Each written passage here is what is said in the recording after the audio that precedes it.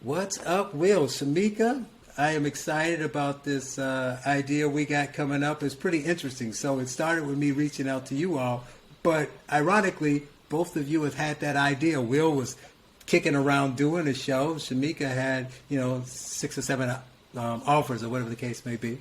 But we ended up coming together, and so we got this show coming up next week, and I want to talk a bit about why we're doing it, what we see it, the goal of it to be, and why we're different than all those other yahoos out there, why they should listen to us. Let's start with Shamika. Ladies first. You knew I was going to say that. I know, but equality, so you don't really have right. to. Who is the intersexual immigrant dwarf here? That's the person that gets to go first. Yeah, the person with the most intersection. Right. Got the highest score, right? I don't know. It'd probably be Shamika. I mean, we're just black guys. She happens to be a black woman, so I mean, that's the only. We rolled the score, and it came back to you again. So. You were thinking about doing a show before, so why? Obviously, that means you have something that you feel you need to say. So, what were you going to talk about, and what do you think is important that's not being said in the Shamika way? I just think people are not keeping it naked. That's the Shamika way, to keep it naked, to be open, honest, and emotionally exposed. Everybody, they like to say they keep it real, and they say it the way that it is, but they are lying. So I just wanted to, I used to do a show some years ago, and I've been watching people since I stopped in 2018, and I'm hearing everybody like, oh, I keep it so real, and I'm like, but you don't, and I just felt compelled that I need to come back because they just aren't keeping it naked. They're lying. And so I felt like there was, we needed that. It's missing. And so that's why I wanted to do a show. But I like the fact that, Charles, you kind of took the lead, and I just have to kind of get in front of the camera. I don't have to do a whole lot because I'm not tech savvy. Well, I want to ask you something. If it takes you a while to think of something, that's fine. We can bring it back up later. But you say, I don't want to really example of them, but give me, because I could say, tell me one of those people who doesn't keep it real, but no. But you can give me a story, some news item recently that you see the narrative, and they're not keeping it naked, as you say, and how you would address that story. Well, let's take, for instance, the young girl that was killed in Columbus yesterday. If I keep it naked, I would say, as a mother of 3 girls, my girls are 15, 17, and 25. If there was someone, lunging towards my daughter with a knife, I wouldn't have to wait for the police. I would have handled it myself. That is me keeping it naked. And I don't even like, women fighting in the streets. I think that we need to do a better job of teaching our children how to, have conflict resolution skills. But, I personally appreciate what the officer did simply because I'm a mom. Now, at the same time, because I'm a mom, I realize that the issue is deeper than what we saw. Why did these girls feel like fighting was the best solution? Why were they even in this place to start with? My daughters don't feel like fighting is the way to solve anything. So, but me keeping it naked would just say, if that was my daughter in the pink, I would sleep with Well, you see, that's why this show is going to be so awesome, because you say that, you keep it naked. It comes to, you mentioned something that brought it to my wheelhouse, which is all about logic and context. So we talk a lot about solutions on my show, and you want to know, we can talk about why that happened and how they got in that situation. And that's all I really care about, right? We can talk about that police officer. We can let him off the hook. We can give him 50 years. But it's going to happen again. So why did these things keep happening, and what can we do? And I say, we Right. can't solve a problem if we don't deal with the root of the problem or the cause. All we talk about is the result of the problem, and we want to focus on that. Did they have a gun? Should they carry different guns? Should they not carry guns? Should we have a social worker with them? And no one's addressing why they're fighting. So let's focus on that. And Right. that's, so I shift the focus to that, and then I get to tee it up for Professor Riley, because he is a master of looking at the numbers. He will give you the empirical data and, talk about that. So, Will, like I said, I want to talk to you both about that and about, your shift from the Occupy Wall Street guy, as you told me the last time you were on my show, to this thinking right-leaning guy.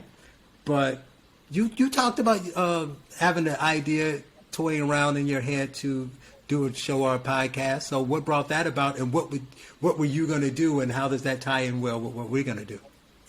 Well, the podcast I was going to do was bluntly going to be called The Shit Talkers, and it was going to be a bunch of people that had different perspectives. Like, I wanted to have, like, a neighborhood white guy from Chicago, like, Bears hat on, like, I got opinions.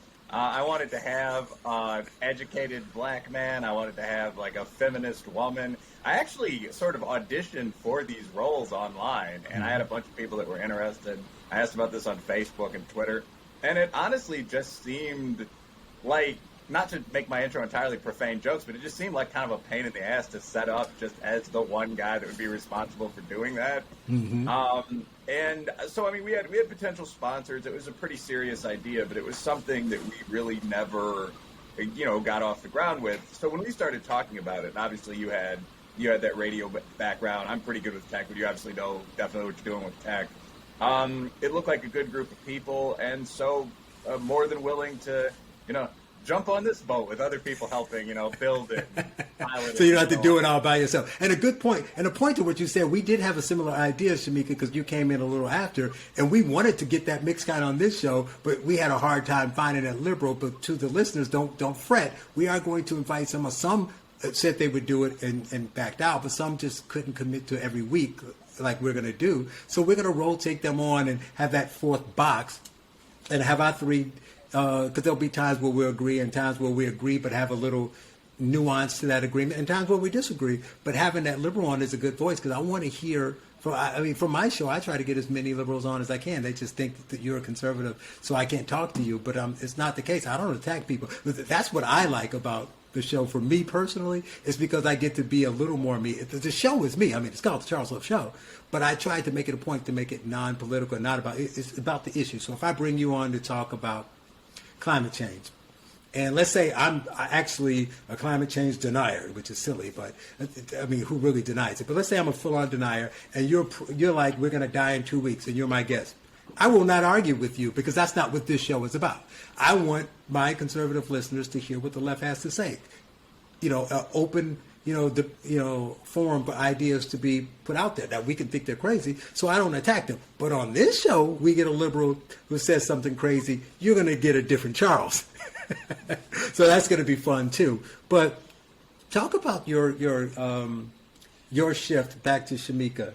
You were, I don't know. I think you mentioned, I heard you on Dan and Amy in Chicago talking about formerly voting Democrat and all that. But you were really big. I found you, and everybody else found you in that walk away movement. So, what caused your shift? I think really I've always been conservative, and I just didn't know it.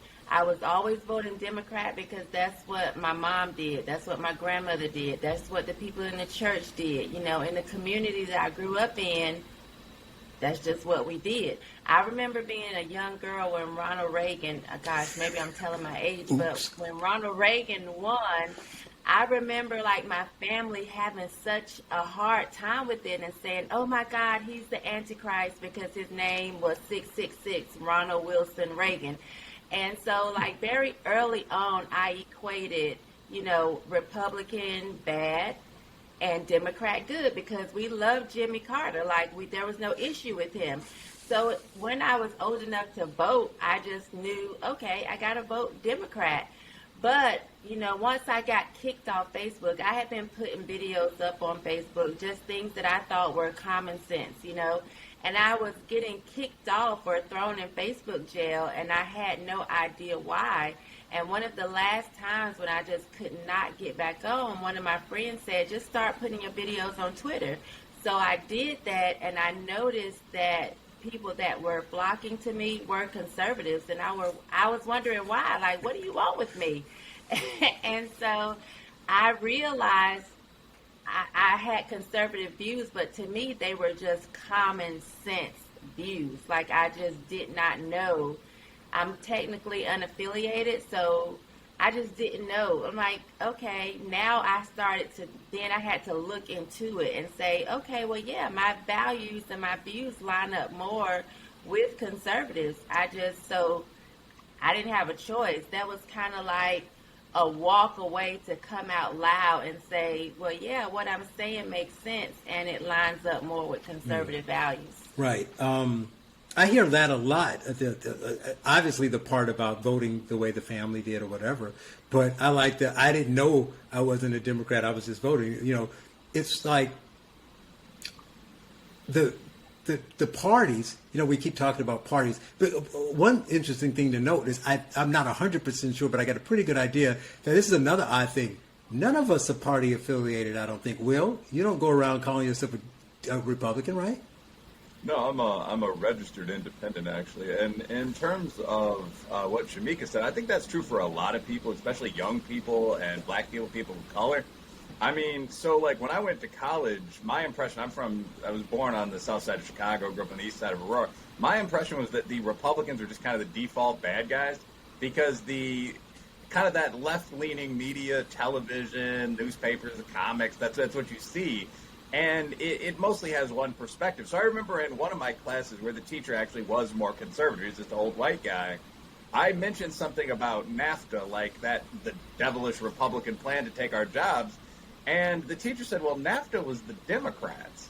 I mean, that was almost entirely, you know, this pro-internationalist idea that came from the Clinton administration. It just kind of struck me like, oh, maybe I've just been using, you know, the other party as kind of this default for, you know, the opposite social class group and race group and so on. But no, I mean, although I'm more conservative on a lot of issues now, and I think that the point that was just made is important because I think most black people are.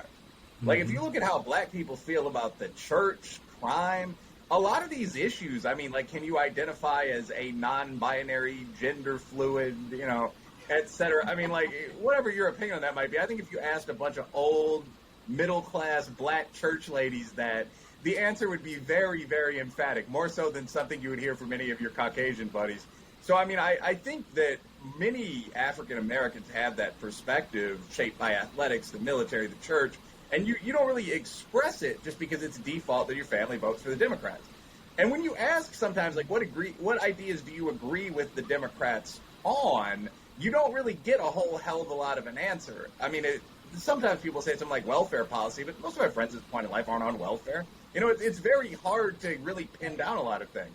You know, it's funny you mentioned that. I joke about it all the time. She always rolls her eyes and laughs and calls me and say, I'm going to get you. But it's so much fun. I bring my mom out as an example on the show all the time. My mom is the perfect stereotype, but not too white, for black people who say the things you say, that understand and points out what you're talking about. So my mom is how old is my mom? 84, 85? So my mom's an octogenarian black woman who born and raised in Gary and never really left Gary. So she is probably as right in her beliefs as Ted Cruz and as left in her talking as AOC. It is absolutely hilarious. She called me one day in a tizzy over mail-in voting. Like, it was the worst thing in the world. It was terrible. What were these people thinking? Politicians are going to cheat. If you too lazy, I'm 80 and I go vote. If you too lazy to go get in line, then don't vote. She was hot. 2 days later, Michelle Obama did a PSA for mail-in voting, and I called her and said, I already knew. Actually, when she told me that, I said, you don't believe that once the Democrats are pushing it and whatever. She said, I don't believe it. I don't care who's pushing it. I called her and said, did you see Michelle Obama? She said, yeah. I said, so what do you think about mail-in voting? She's like, well, maybe it's not so bad. There you go. So she's not a Democrat. You ask about any issue, if you don't even bring in the evil white man or an elephant, and you just say, what do you think about gay marriage? What's the most a person should be taxed? What do you think about small businesses? She sounds as right as you can be, but, you know, you can't blame her. Bless, that's my brother say, bless her heart. But she's in her 80s. She's never going to change. So, but on the issues, there's no way she's buying that kind of stuff. So But I won't say we, the three of us, we're great. But conservatives and the terrible GOP has no idea how to reach or to talk to these people. In many ways, they don't try. And when they do, I'm shocked by the things they say. I'm like, what is wrong with you people? And a lot of times, this includes black Republicans. Right? It's almost like they feel, because once you call yourself a Republican or a Democrat, you're tied to a team. Look at it in sports, like Will said. If you are a Cubs fan, you will be as forgiving for that player as you can and hate that St. Louis Cardinal team player no matter what. He can be the best player ever. I don't like that dude. Right? Look at all the Republicans are also just corny. Like I proudly identify as a nerd, sure. but like I mean, I grew up in the inner city. I'm still quite welcome there. Everything like haircuts, attitudes, like it's definitely there are a lot of like long term like upper class black Republicans that are going to have a hard time actually pitching some of this stuff in black communities, even though they're saying stuff everyone agrees with. Right. See, this is great. You're tossing up Shamika. You know where I'm going. Before I get to that, I got to ask you, do you think that's intentional? Do you think that that's just because some of them maybe, but how can they all just be naturally corny? Are they putting forth some facade, do you think, Will? I think that's a fascinating question. I'd like to hear Shamika's take on this as well. Oh. I think that sort of. I think that's starting to change. Like, I think in general, people do sort of play roles. So Republicans for a long time did do that sort of corn-fed banker thing. And, I mean, they all tried it. Like, even when guys like George W. Bush, who clearly had, some swagger back in the day, would put on, like, the 2 flag pins and, like, a small gold cross and try to pitch a particular audience. Black Republicans, I think, perhaps wanted to make the people, a lot of them came from primarily Caucasian districts. If you look at, say, Mia Love, who I like, by the way. But, I mean, there might be an attitude of making people more comfortable. Another thing here is that the source of a lot of black Republicans historically has been the military. I mean, people go in and strong feeling of service for country, you come out. But soldiers in general, I mean, are kind of straight-laced, well, at least when they're sober, are straight-laced conservative guys and so on. So there are a lot of things that contribute to it. Some of it has to be presentation, I'm sure. Mm-hmm. Some of it is just who Republicans tend to be. I mean, traditional churchgoers, military guys. But for whatever reason, I mean, a buddy of mine is Talib Starks, who's involved in the 1776 project we've all interacted with. And, like, I would take him, I mean, he would actually probably do better than me, but, like, I would take him and go to the south side of Chicago and just talk to people. But, I mean, I don't know what reception you would get with, say, Alan West, who's a great guy. But, I mean, it's, a lot of that definitely is an issue. You are seeing a new generation now of people who are definitely repping the country, many with police backgrounds. But like Brendan Tatum, again, is a guy who could talk to a youth audience. Mm-hmm. And you're seeing more and more of that. Even Candace Owens could talk to a youth audience. Mm-hmm. I mean, like, definitely there's a broader range of black Republicans than there used to be. And it's having results. I mean, when Trump won something like 20% of black men, or at least younger black men. So, I mean, that's significant. Right. Now, we are going to ask Shamika what she's thinking. I just want to preface it by saying I'm so glad that the wonderful thing about Cut the Bull podcast is that we can't get canceled. Shamika? We can get fired from our day job. Yeah. So, thank you for adding, when you talked about the military, thank you for saying when they're sober, because I immediately thought about my 3 uncles who were all military, and I'm just thinking like, and then once you said when they're sober, then I was like, oh, okay, I get it, because, one of them especially is never sober. So it made complete sense. When I think about black Republicans initially, so here, when I grew up, we had what was the city schools, and then we had the county schools. The city schools were the predominantly black schools, those of us in the city. And the county schools were mostly white, and black people that attended were mostly preppy, and I would consider those to be what I thought as black conservatives. So I don't necessarily think they're putting on an act. I just think that that's kind of who or how they were raised and the people that they were normally around. And I do not think they can really reach inner city, or they wouldn't reach those of us that went to. You mean like Carlton? You know. Right.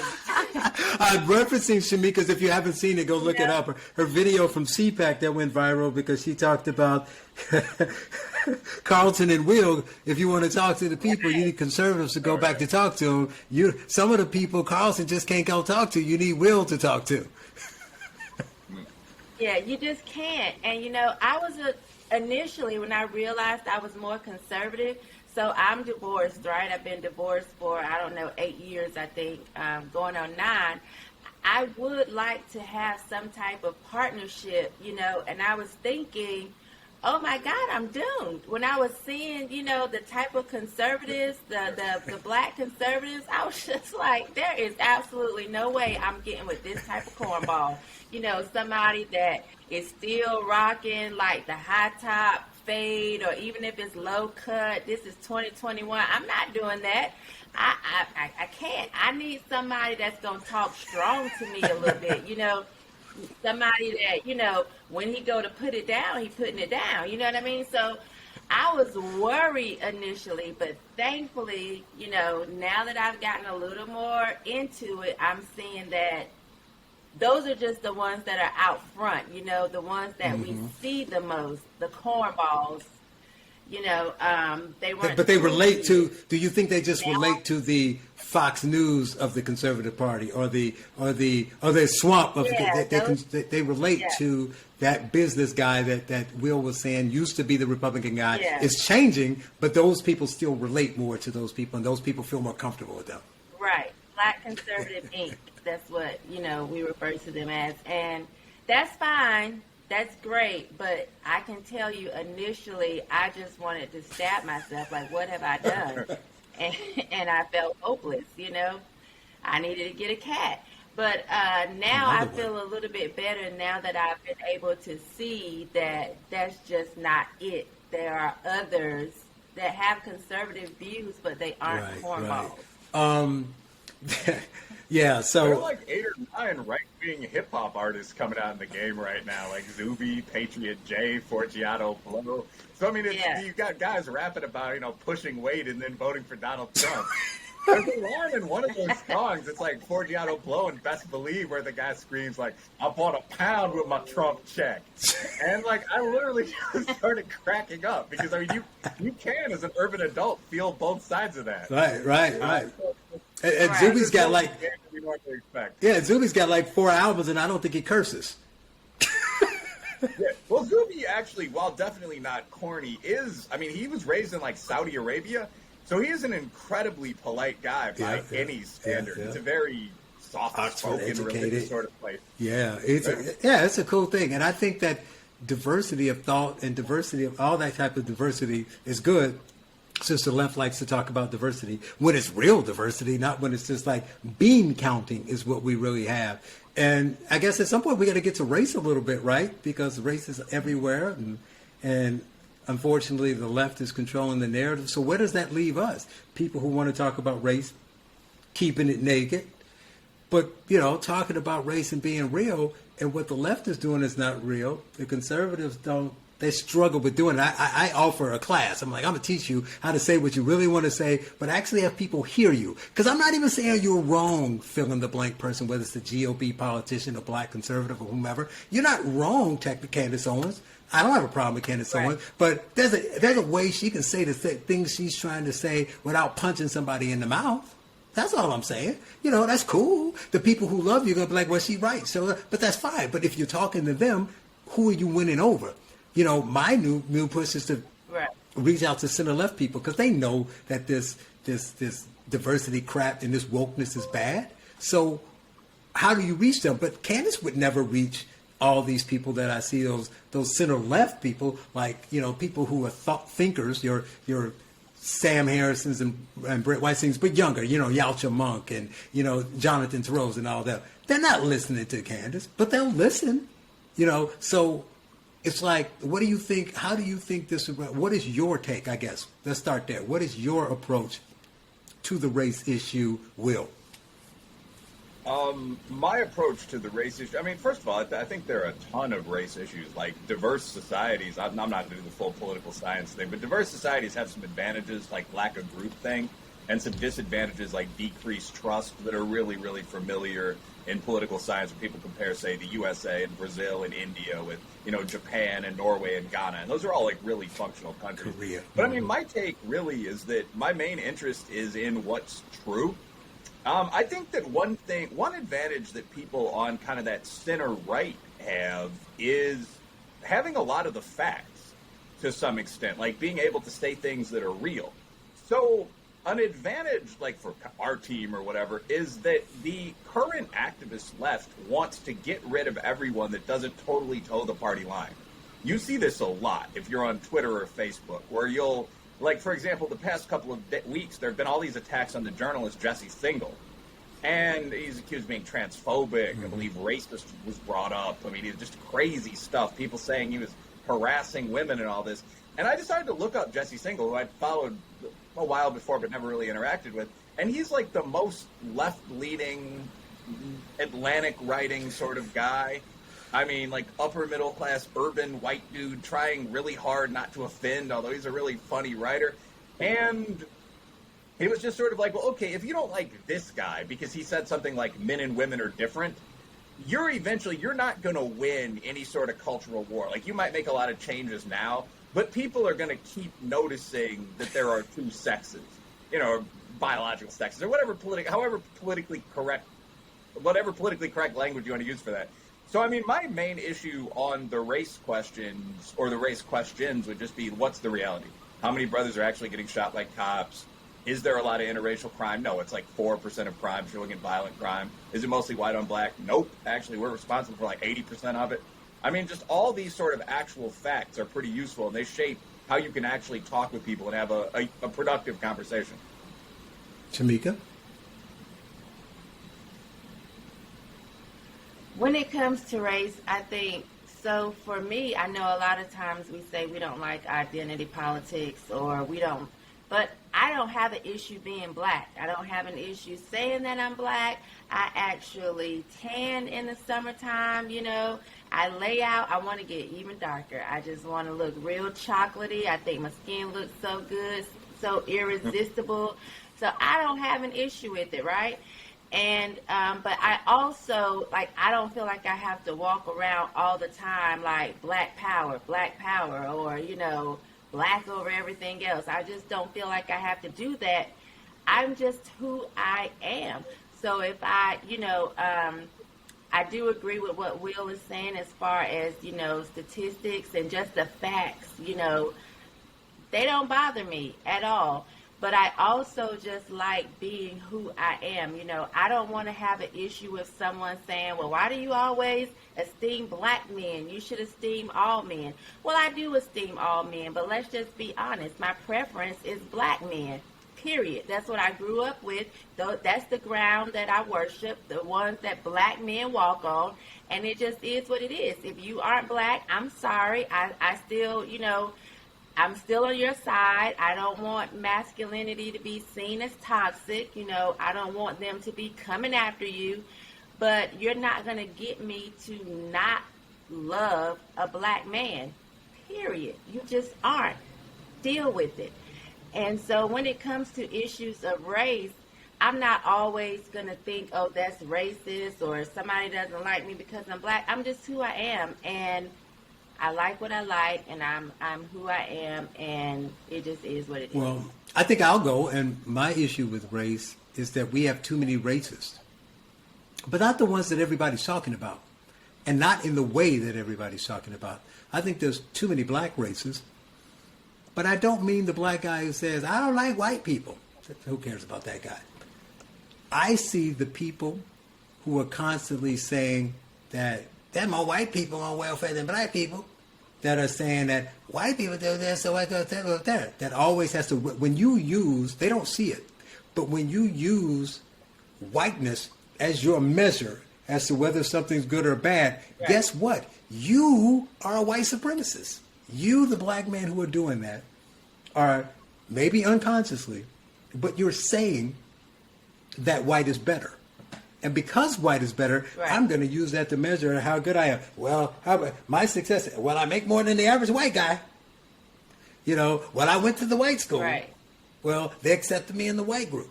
So you can say that you don't like the disparity between black and white, and you can say all the things that are going on in the black neighborhoods that you want to improve. But if you think white is the measure, then you're part of the problem. And that's what they do. So I focus on the ones who are making the most noise. So that and those African Americans who make it through, who are successful, that I always lament because they go back to the hood and they tell people, even while they're successful, that racism is the reason why this country is divided, and you're probably not going to succeed because of the evil white man. But you succeeded. So forget about how much racism is actually there. Right. Why aren't you telling them how to overcome it instead of telling them to live in it? And I think that's the problem. Right. I just sent you all something. Did you all get to say it? What'd you say? Measure? What if we use? No, go ahead. Never mind. I just said, what if we use black as the measure? It'd be better than using white as a measure. I would go with Will though and say, why don't we just use truth as the measure? Yeah, I was being totally sarcastic and somewhere else. That's why I said never mind. I gave you one. I think you missed it. But I don't know if you see Will. I know he's not on his phone, so he can see his phone. But I don't know if you're on your phone. You're not on your phone? Oh, so I sent you I'm not something. on Look my at it. I'm going to phone. go to Will first. It'll buy you some time. So I want to get your thoughts on this Okay. because this one just made me laugh. I would have mostly ignored it because it's a guy in MSNBC. But the only reason I noticed it was because conservatives were tweeting it out saying that, yeah, I know people who think this way and I see it. So it's a guy from MSNBC, a black guy who was doing his little end of the show riff. And he's basically giving black people survival skills. Vibrant color, so no one thinks I'm carrying And listen to this. I never pull out my No, play it. I play it. All right, let's pull this up. Will's going to play it, Shamika. So see if I can hear it. You should be able to hear it. Someone might think I'm carrying a knife. At night, I always walk down a well-lit street with lots of foot traffic. For far too many people, blacks in dark spaces are automatically deemed suspicious. Even before COVID, I maintained a social distance, never walking directly behind anyone, Here it comes. especially a white woman. And before I pass at my brisk pace, I always do a shuffle step, whose sound is meant to alert them to my presence. All right. Assuming I don't cross the street or take a different... So, just like quick take on that. First of all, I think a lot of that is unnecessary nonsense. I mean, I think this gets into, again, just not to be too wonky or dull, but just facts versus perception.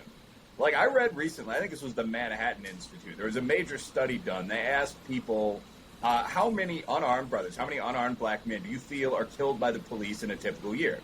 And the average person who identified themselves as, I believe, liberal to very liberal, this was Skeptic Research Center actually, 35% of these people, like by far the largest number, if I recall correctly, thought that about 1,000 unarmed young black men were killed every year by the police. Another 15% thought it was 10,000. And 7% thought it was more than that. That there was sort of a genocidal killing of these young brothers every year. The actual number of unarmed black men killed by the police last year was 17. So I think that when people talk about this kind of stuff, it kind of reminds me of my female friends in these pleasant upper middle class communities talking about, I'm going to walk around with my kid on a leash, so pedophiles will have a harder time when they try to jump out of the vans and snatch them. And my immediate reaction is like, if you are this worried, which is insane, why don't you just carry a gun?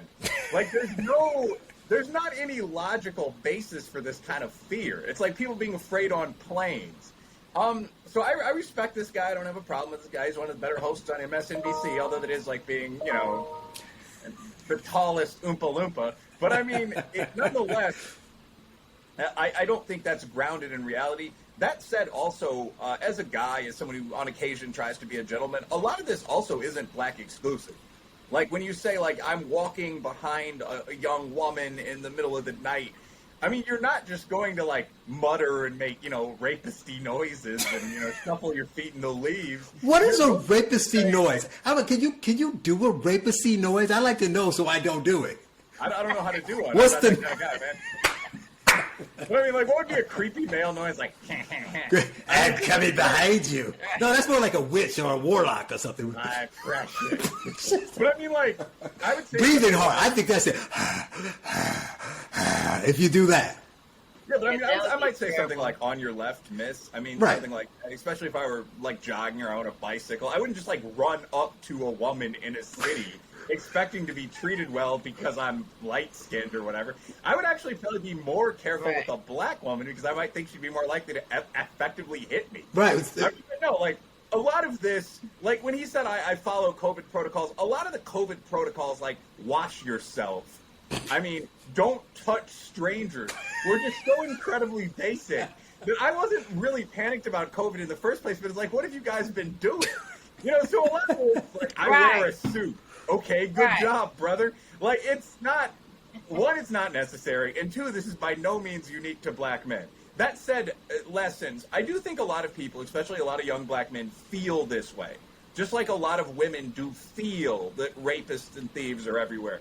The reality may be different. I mean, unfortunately for women, you're more likely to encounter one or two such people in your life than a man is. We all can take those precautions, respect that. But the idea that you're regularly in danger of being attacked in a modern American community, certainly a suburban or rural community, is not real. I don't think it's entirely real for this guy. I don't think it's entirely real for anyone. But it is unfortunate that people feel that way. Right. The question is, his network to some extent is responsible for that, though. Yeah, and I want to go to Shamika. Get ready. You're going to get a follow-up. But Will stole some of my thunder, but I have to go here and say, when I saw that, I was upset. I laughed first, then I was upset, and then I was sad. I had all kind of emotions. Because here's why. Will made a good point. So I looked at it, and it was like 5 things. And I said, some of the things I do the opposite of. So I'm like, no, my case is black. No, you say, I'm from the hood, so my head's always on the swivel. I grew up there, so I pull my keys out so early, it's like carrying a knife. I think I got my keys in my hand now. So, but then the other one, so he's like, before COVID, I social distances. I was like, I did too, but not because I was black, because I don't like strangers. Or he's like, I don't walk up behind women because it's creepy. How about that? But you missed, but Will, you stopped it before the best one.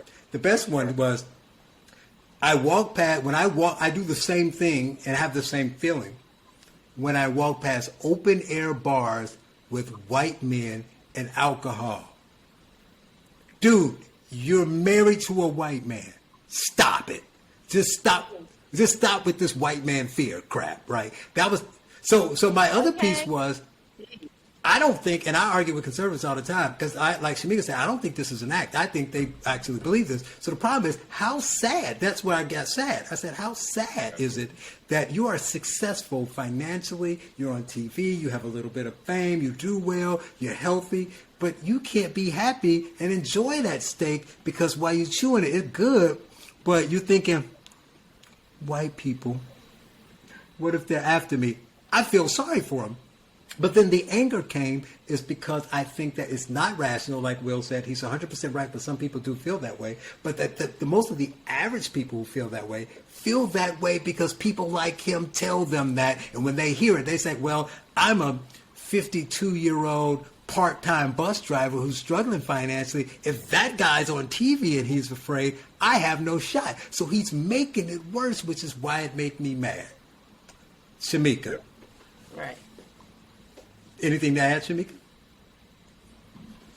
No, I mean, of course, like some of the things that you both were saying, in certain situations, I am more cautious. Like, I don't let people know where I live. If I'm on the way home, and that's partly because I married a drug dealer.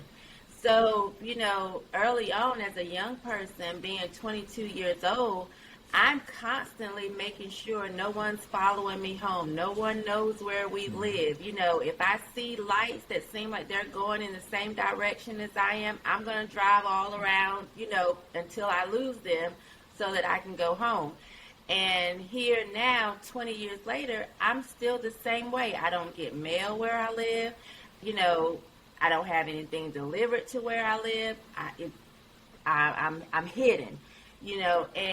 But when I'm in a space with someone, even if it's black or white, young or old, I'm just cautious always, you know. And it's not necessarily because I'm scared of black men or I'm scared of white men. I'm just a very cautious person, and I'm always paying attention to what's going on around me. I don't think I'm living in fear. I just think, you know, I'm conditioned that way, and I've been doing that for so long. And I teach my children just to always be aware. It could be a woman. You know, there could be a woman that would have something out for me or out to get me. I'm just cautious always, you know, no matter what the color is. And that's what Will was saying. Some of this stuff is common sense. It's not race specific. It's just the right thing to do. But I just thought that was kind of dangerous to do that and do it so emotional, emphatic. Like, I carry my ID, a medical card, and a business card that says Washington Post, and in case of emergency, and my husband's name and phone number on the back. People are just, one thing I will say about this, well beyond black and white, because I certainly don't think black people are more likely to be cowards than white people. I don't even know what, not that guy necessarily is. There's so much panic in society. I think the big issue is all of this latent fear that people have about everything that comes from watching all this media. So I think there are two different levels here. Like, I think all three of us seem to be kind of urban and aware, and I think that's a positive. Like, one of the things that strikes me, like, my current partner is tough, for want of a better word. She's from military family. She's from, like, Southern Illinois. But she's white and native, and she's from a rural area. So she does stuff I don't do in cities, like touch dogs.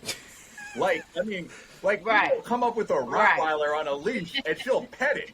And I'm just prepared to fight. Like, what's going to happen here? What kind of animal is this? Right. You know, so I mean, like, I think if you're in an urban area where, like, a lot of the dogs are home defense animals, or 90-pound male pit bulls, you know, I mean, you've got a lot of stuff. I mean, one of my neighbors when I lived in East Aurora was a thief. Like, that was his job. Like, he would go to department stores in Chicago and come back with a bunch of stuff. And I mean, I liked the guy well enough, but I definitely kept my door locked. You know, you don't want to tempt him. Right. You know, so I think there's that urban attitude of like, no, I'm not going to do this. And I mean, when the guy says, like, when I go past a bar full of like white jocks, I'm a little cautious. I don't even think that's all that crazy. Like, white frat guys are definitely one of the groups that'll fight you. I mean, you know, they're known for it. For no reason, they're right? Over cars when they're happy and so on. Right. But I mean, like, there's that, and then there's, like, the deeper fear, like, the almost crazy fear that you can tell he feels. Like, I mean, I never leave home without 6 forms of ID. Like, objectively speaking, that's kind of nuts. And like, racist, because blacks can't get IDs. Right. Oh, yeah, that's right. First of all, he's participating in white supremacy by having 6 forms of ID. But, I mean, this guy who seems like a solid journalist, nice guy. I mean, look, you have to have a level of game in life. Like, if I were stopped by the cops, and I were MSNBC's 8 p.m. host, I would probably say something like, you may recognize me from television, or I know you're doing your job, but I have to get to the taping, or something like that. Just so if I were that paranoid, I would know that the cop knew they couldn't hurt me without being on the 8 p.m. news. Right. Like, there are ways to kind of deal with that, even if you do have that level of fear. Mm-hmm. But the level of fear is totally unjustified. And in modern society, we have it about a bunch of things. Right. Well, I guess we should finish up so you all can go relax. But tell everybody why they should check out the podcast, Cut the Bull. Will. All right. I mean, I think you should check it out because of what you just seen. We've got 3 fascinating hosts providing a range of different real Black American perspectives. And we are, as you mentioned, we're going to be joined by the leftist of the week, including some winners like Javier Bonilla, Angel Eduardo, I believe Clifton Duncan, so on down the line. So good chance to hear what actual Americans of a range of different colors really think without the TV screen in the way. Yeah. Shamika? Tune in because we are going to be honest, open, and naked. I'll be wearing clothes during my naked part. I don't know what she's going to do. You're not going to find that anywhere else. All right. I appreciate you. Looking forward to it. And when are we doing the first show? We're doing the show. I guess I could just add that at the end and say it after the part. But we're going to do it Thursday. When do you all want to do that? Next Thursday, whatever time works for you guys.